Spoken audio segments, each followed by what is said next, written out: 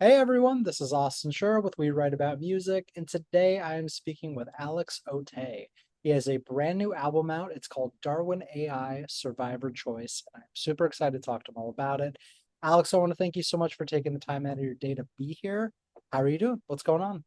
Austin, thanks so much. Great to meet you. And I appreciate the time to get a chance to talk about my creative work. Yes, absolutely. This album deserves to be talked about. It's so much fun. I've truly been listening to it all day. It's like set the tone for my day. I've been doing things around the house and driving around, and it's kind of served as like the perfect backdrop for like an upbeat, euphoric listen. So congrats to you on that, truly. Fantastic. Well, thank you. You're very welcome. I want to get right into it here. This record kind of like, in my opinion, it exemplifies what I love about jazz fusion. It has so much going on, yet it has kind of its own particular sound and feel to it. How did you sort of work out the blueprint for putting this whole thing together? Well, appreciate the question. Let's see, I've been doing music for a long time and I love jazz as a staple. I gather jazz to me is a generalized form of music. I grew up in classical and did rock and blues, a variety over the time. This one came together as sort of an extension of some of the other projects I've been doing. Okay. Um, Even though I've done music, my dad was a concert pianist and I grew up in a musical family. And by 18, I was playing trumpet. I accepted to conservatory, but I had heard digital keyboards and I thought, how are you going to make a living as a trumpet player up against sort of roboticized Sure. music? Because the keyboards were all coming out with these Yeah. synthesizers that sound a lot like horns and things. And through the 80s, of course, you had Phil Collins and everybody really laying on the horns, and a lot. I had friends who were horn players who didn't get work. At the time, I veered off into physics, and so I Interesting. studied physics, and I went and worked at the Department of Energy and Agriculture, and got into pharmaceuticals and designed software. And so I spent a long time paralleling the music. The music was kind of a sideline thing. As much as I loved doing music, it was really sort of my second life. I'd work and then go out and play and the weekends and stuff. Yeah. But then I went back into music full time, finally, after many years. And the science experience that I had had, it dawned on me that, you can write love songs, you can write blues songs, you can write all kinds of things. But an element that occurred to me in my life was sort of an evolution for me or a change to how I perceive things had to do with a lot of the science background that I had, especially with all the stuff going on today. You hear a lot of debates about science, like Sure. Copernicus discovered that he was the one in 1543 discovered that the Earth was not going around the sun, right? And Right. that was a change. There was a big change to things at the time because they thought man was the center of the universe, right? So you had these changes, and then Darwin came along, and he discovered that man wasn't just created poof, like the Bible said. He found that there was an evolution to it, that there were small organisms that combined together to create larger organisms. So a lot of the science that went into the background I studied physics, but I got into pharmaceuticals, medicine, medical practices, and I became even more interested in how music was physiologically affecting ourselves, our Yeah. anatomical responses to the music. So that's kind of the background into what prompted me to get to this album. I wrote two albums prior to this that were science related in the music. And that was called Define Yourself, which was looking at sort of self-awareness, sort of a psychological approach. The last one I did was Humanity Theory, which had to do with a lot of social behavior and put that in the music. And this one is called Darwin AI, which has to do with approaching evolution in our current day, but how it's applied to AI Yes. because we're going through this big change.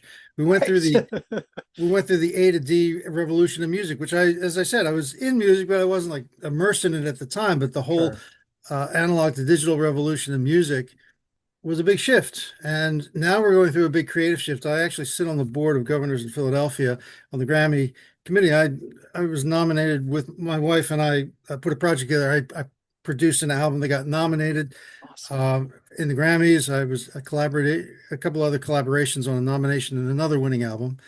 And so with that background of the music and seeing all these changes and then realizing that science was sort of another part of my life that I could tap and dig into, and apply to my music, that's really what brought forward this whole concept of musical science for the soul with Darwin in this case. That's honestly, that's such a perfect answer for And a long everything. answer, It's a no, it is a but it long gives answer, you but at the gives it to same you. time, it kind of wraps up so much of what I was going to ask. Because like the next thing was going to be was like, what does the album title mean? But at the same time, like I think that I mean, yeah, you did a fantastic job kind of wrapping it up there. Um, now, with that all being said, I kind of find that uh, this album for me kind of functioned two ways. On the one end, like my lizard brain is like, I just want to listen to the music because it's upbeat, it makes me feel good, there's so much going on, but then you can actually dive into the lyrics and break everything down. In terms of actually like blueprinting these songs out, how do you make them work? I guess what comes first for you? Well, again, because I've done music in the past, because I grew up with it, observed it, I have done compositions and written. So I have a little bit of background in constructing these. And the approach in that is to me always multidimensional. You have like you pointed out, it's music, and just for the sake of music and tonality and hearing the songs, but the meaning of the song, that's another dimension in typical songs. Then Right. you have the parallel meanings in songs. I mean, not that I love Walt Disney shows, but for a long time they would do things Sure. that are very much from the entertainment value. You'd have things for kids that also appeal to parents because there were like Yeah. these double themes in there. And so that's an element that Exactly. you also want to sort of draw out of music as far as constructing something. And since I grew up in classical, of course, everything from Beethoven on down. My father was a concert pianist who played Chopin and Beethoven and Bach and these great masters of music. Even though you hear this incredible complex music, that oftentimes, especially with their choral music, there are these other levels that you reach into, whether it's just reciting some of the biblical verses, the hymns or things, but some of the other aspects that they bring to the music are some of these other levels. And then you get into the great writers of the 20th century, Gershwin, or some of the show tunes, Cole Porter, and they broaden things out. So I strive to write music that will endure No, and create exactly. multiple levels within the music itself, like a symphony or whatever you would have there. So I appreciate the fact that you can just listen to the music and enjoy the melodies because it should hold together. Just any good music like Bach, you should be able to play Sure. on a whistle. It should be play on bells or something. I mean, you can basically get the melody and it should hold together sonically as a melody and be symmetric and have certain Right. elements. But then when you layer on these other things like the lyrics and other context to it, it should also have strength to if you want to make it endure. So the concept here is building up and having a story being told of not just music, but also the story being told, which again is delivering in this case aspects of science that relate to ourselves and also have the Right. dimensions that look at spiritualism and other things that go with it. Exactly. Listen, knowing that you have a classical background puts so much into perspective for listening to this record now because I think nowadays, and I could be wrong, this could be a generalization, but when most people think, oh, this is a jazz record, for lack of a better word, they might think it's going to be nonsense. It's just going to be one horn going off for 17 minutes and you don't know what's going to happen and it's just going to be improv. However, I really enjoy that this record is structured. Like you're having fun. You can tell that there's moments that open up and give way, but then you manage to bring it back to create these sort of succinct songs. In terms of actually making these songs, is there any improv going into it, or are you laying down every note that we're hearing? And that's a very good insight because jazz, as you say, there's experimental jazz where Sure. it just sounds like chaos. That's And to what the I think people musicians, think. right, to musicians, there's structure there, but it's you're being creative in the moment, and that's kind Sure. of like that. That you look at everything as a spectrum. You have Yeah. that side of it. You still have other sides of jazz that are a lot more structured. Like if you look at a jazz band, I mean, they're all playing, and you have sections that are Yeah. improvisation, and you have the melodies and things. It may be a standard tune or whatever. But I very much appreciate what you just said a minute ago because if you look at Chopin, Chopin, to me, and I've talked to my father again, who was he was at Curtis in Philadelphia and very knowledgeable as a theoretician also, and music educator. Chopin was like the first jazz musician in the classical space, notably jazz, because he really took the extensions. And what makes jazz at one point is the chord progressions and the extensions of the chords. You're not just playing seven chords, you're playing nine chords, flat Sure. 13s, whatever it might be. You're playing things that are more broad, and the harmonization that can go with those progressions and do some chromaticism and things. So Chopin was that way. And so the first of all, the structure of the music and the form of the music lends itself within jazz. What I've done here is applied some jazz, like a 2/5 turnaround, or modified the 2/5 turnaround to be more how you would do it in jazz per different songs that you have there. Some of the progressions or songs, or losing 11 chords or whatever. Then, as far as improvisation, you'll notice I've used improvisation two ways, and it's done this way here and there. But to put that in a formal way, if you listen to the Dixieland music, you have two improvisations kind of going at once. You have like a clarinet going with a trumpet. You hear that Right. it's contrapuntal, they call it, where you have multiple layers of improvisation almost going on at the same time. And sometimes it sounds kind of structured because they are kind of playing patterns that are clear, but they are. If you really do Dixieland, I mean, you're improvising simultaneously. Whereas if Right. you look at a lot of other things like Coltrane or other things, you have one soloist kind of going off, and he might do like 10 turnarounds of the song, and it kind of goes Yeah. on and on. But he's telling a story with it is the idea in the improvisation. In my case, what I did, because I'm doing what's a form called alternative jazz, which by its nature is jazz forms with other forms of music. So there's like rock, or there's ambient, or in some cases classical, or other forms of jazz that you try to blend in with jazz. The elements of jazz are kind of either done by obligato, where the jazz is over a melody. You notice that I may sing a section, and then it's echoed with some kind of improvisation. And Yeah. that's improvisation. That's not note for note written. I mean, it's just kind of all, it's spontaneously done, which is what improvisation is, Sure. kind of played and recorded that way in the moment. But you know that there's going to be an obligato, and it's going to be a Rhodes keyboard or something, but you're playing that in conjunction with what the melody is. So you have sort of an improvised obligato. Then you have sectional improvisation, where you might hear some of the players on the album, like James Popick, terrific guitar player, great jazz guitar player. And so he's just got a whole section where he's going off for 16 measures or 32 measures or whatever, doing just the typical improvisation on the chord set that's there.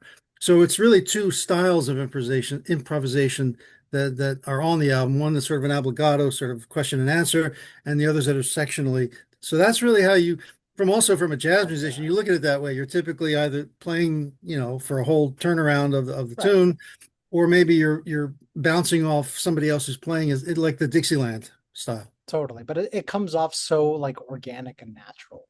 You know what I'm saying? Which is such a tough Well, thing thank to you. do. And I know that obviously this record is released under your name, but it sounds like you had some collaborators play on it.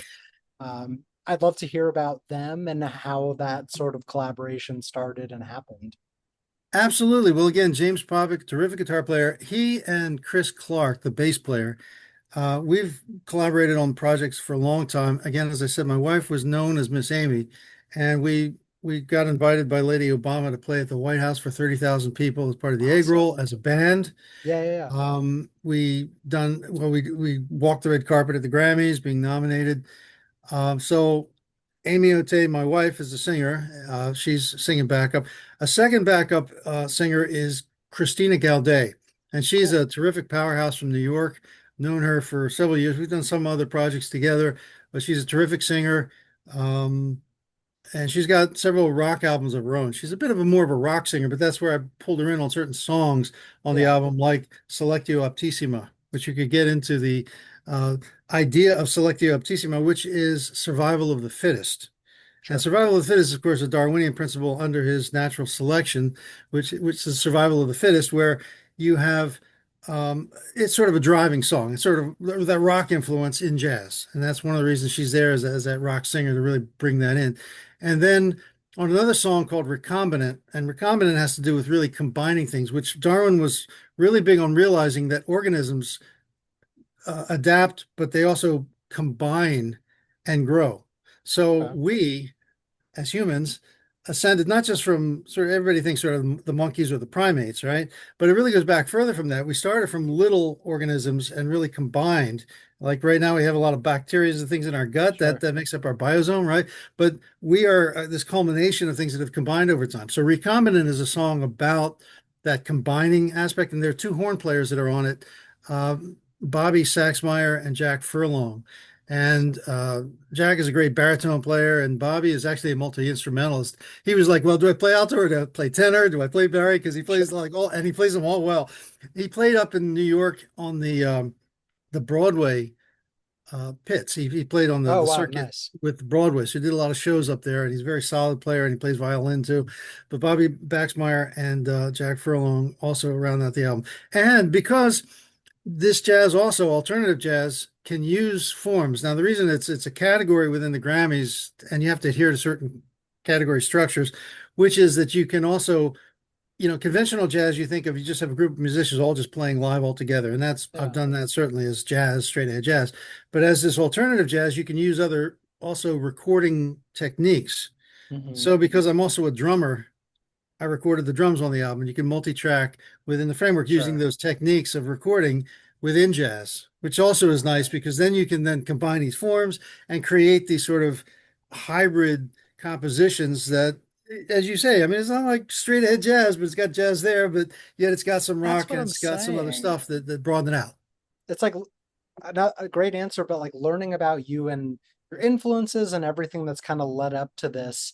It's why I say that I enjoy this record so much because people have this predisposition of whatever jazz is. They always go to the extreme, and the songs come together like these beautiful like moments that don't overextend too much or linger. They get to the point. The classical influences are obviously there, the jazz greats of the past, but I also find that there's a lot of modern influences. Like, is there anyone that you're listening to? Maybe someone that's been playing the last 10 or 20 years that kind of like, snuck their way into your brain and making this. Well, there've been so many wonderful influences. I met Tony Bennett in LA. Nice. I got to play with Richie Cole. Richie Cole was a lead sax player for Buddy Rich. I met Buddy Rich way back in the 70s. That was huge. I mean, as a drummer Yeah. myself, I'm Yeah. like Buddy Rich, right? But I Right. just met him at a show and I got his autograph or something. Sure, I'm like, oh, sure. Buddy Rich. But they're Titans, and so I've had this long list of people I've met. Like being out at the Grammys, I've met like Skrillex, Dave Yeah. Grohl. And there's so many wonderful players out there today, and they're all bringing new, innovative kind of ideas. So you hear some of this and it's like, well, yeah, and if I'm in jazz, what can I borrow? Or, that's a lot of how music is. Right. It's again I mean, the combined. options are endless. Like They you are could endless. do anything. And that's why, again, Darwin, the theme of this as being Darwinisms, this combination fits in music itself. You have, as we explained before, these layers that go into the music that build, and even the diversity that we see in music, things like ska or things that are more diverse, Afro pop or other global music. These themes are all over the world. And music is probably one of the most diverse things that we have. And the fact that we, as Yeah. America, have jazz as sort of our ownership is because Exactly. really of our society with Right. all the influences of all these different styles. Right. And so I I get a feeling that um, I've been like most people building on people's shoulders and listening to other players. I met Chick Corea. I've always loved his prowess. um, I love bebop, so Charlie Parker is a great influence. There's not a lot of bebop on this particular album, but there's a little Sure. bit here and there.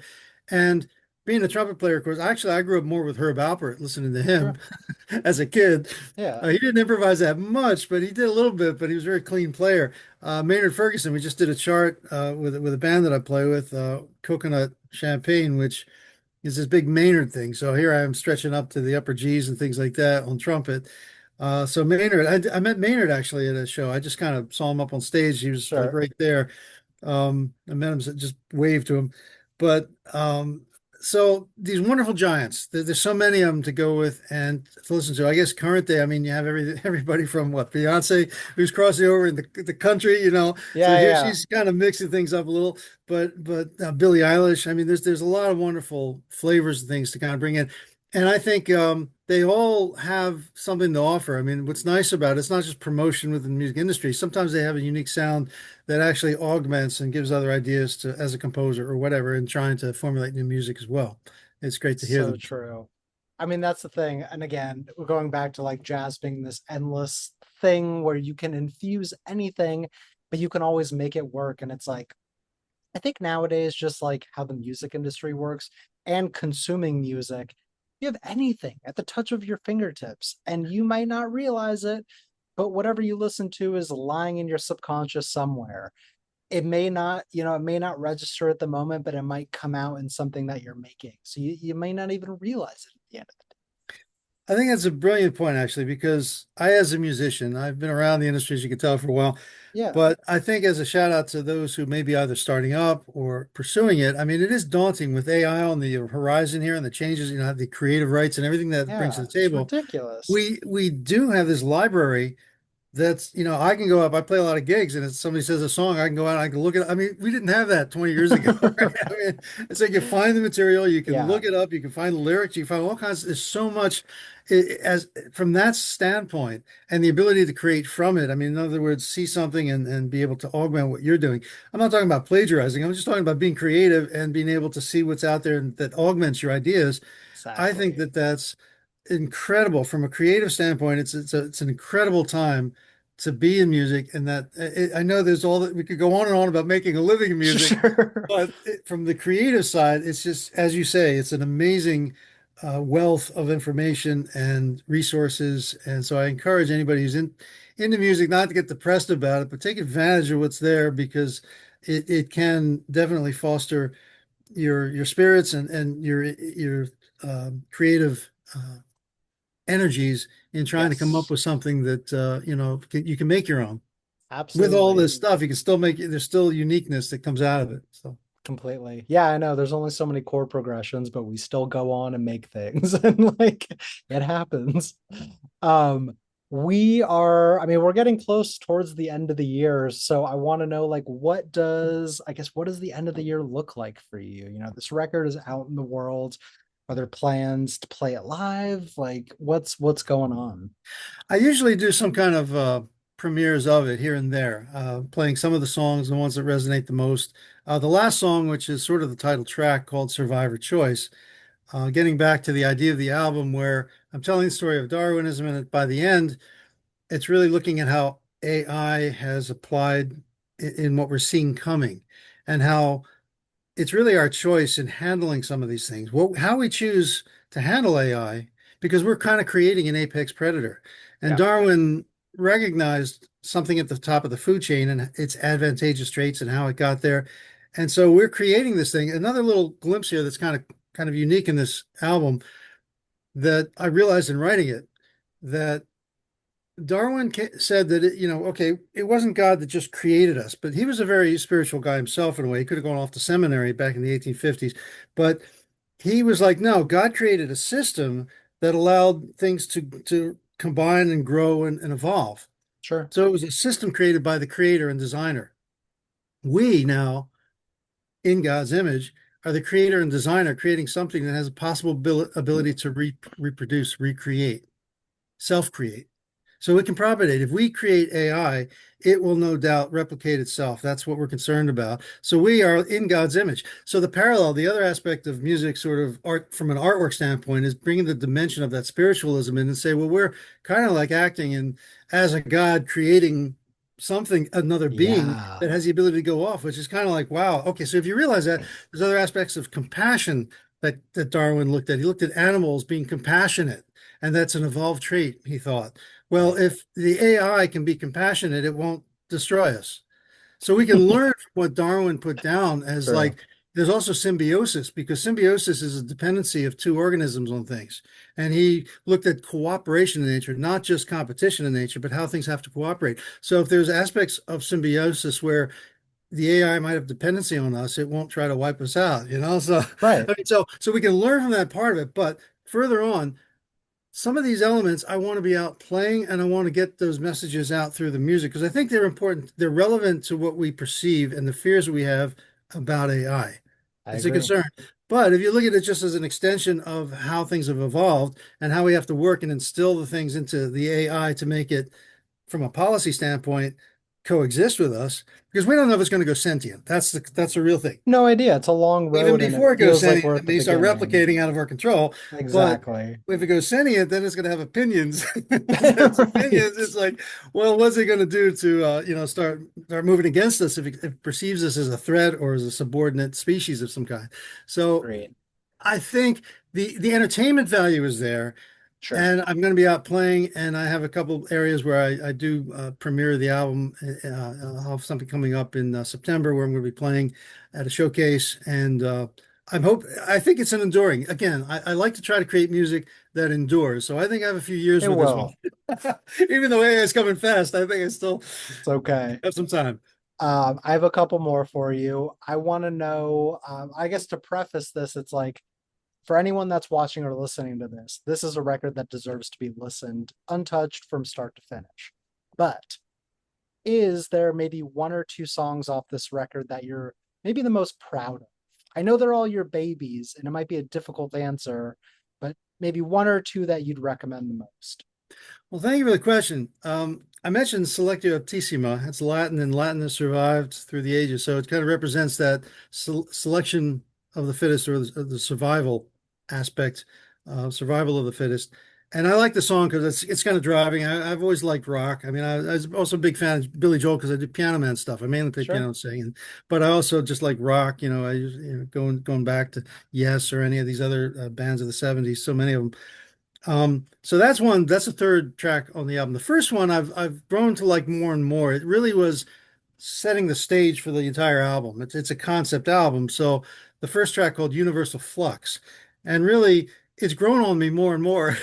I liked it, sure, but I've learned to appreciate it even more because of other things I found out that Darwin talked about flux being this sort of flow and changes and matter in motion.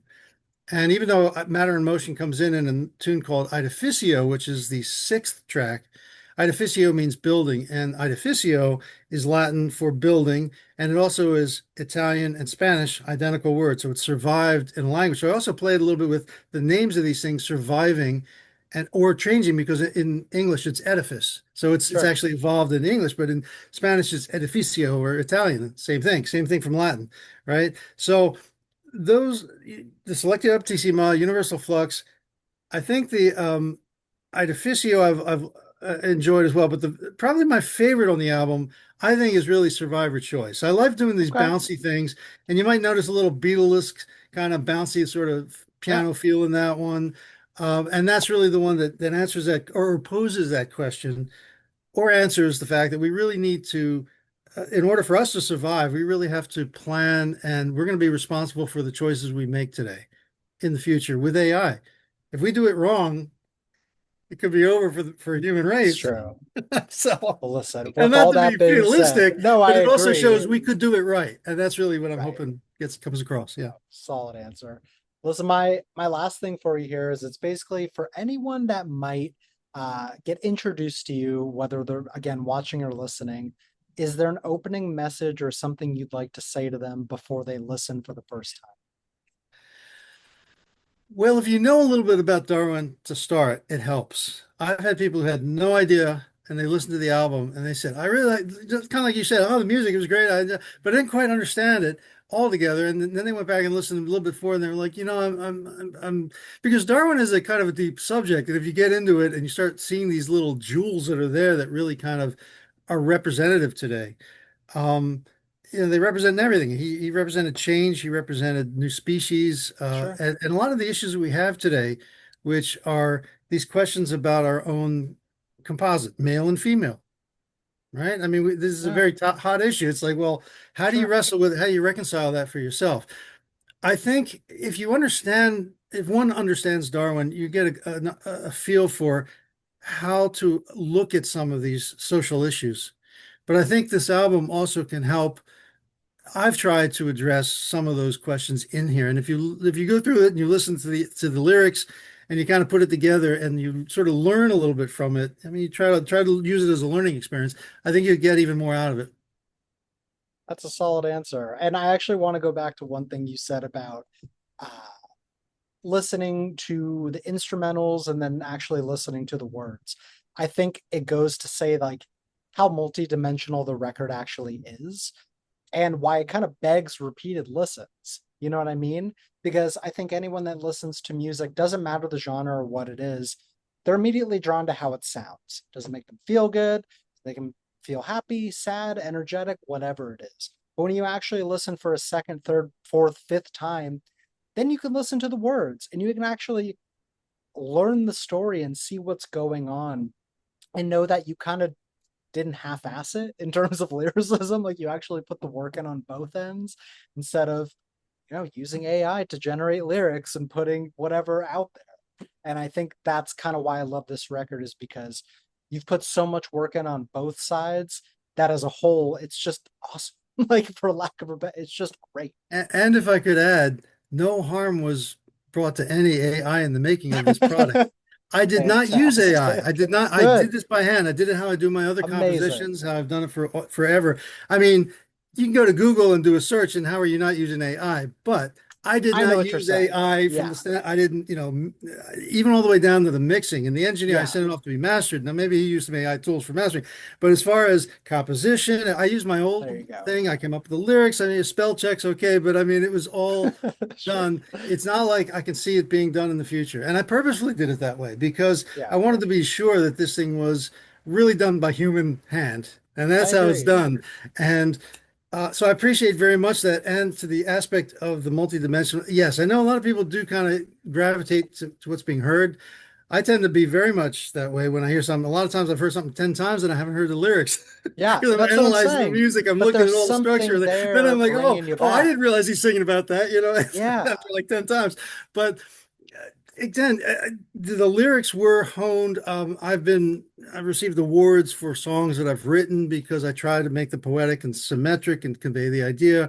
So yes, I appreciate that. From that standpoint, it was a lot of work to do this by hand, to really Yeah. try to also, what makes this challenging is that to make those lyrics really be accurate to the science, to really Totally. double check and say, well, did he ever really say the word apex predator?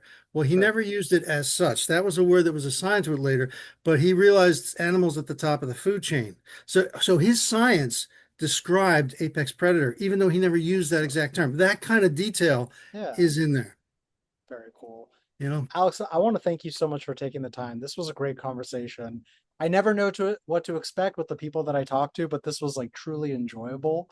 Before before we wrap up, let me please plug your music one more time. Uh, for everyone out there who's listening or watching and doesn't know, I'm speaking with Alex Otey. The record is called Darwin AI Survivor Choice. And everywhere we will have the links that you can listen, share, follow along, stay tuned for whatever's in the works. And truly, this was a joy. Thank you so much for taking the time. It really means a lot. Well, thank you, Austin. Really enjoyed it. You're very Appreciate it. welcome. I hope you have an amazing rest of your holiday, and I hope to speak soon. You bet. Awesome. All right. Take care. Talk to you Take later. care. Bye bye.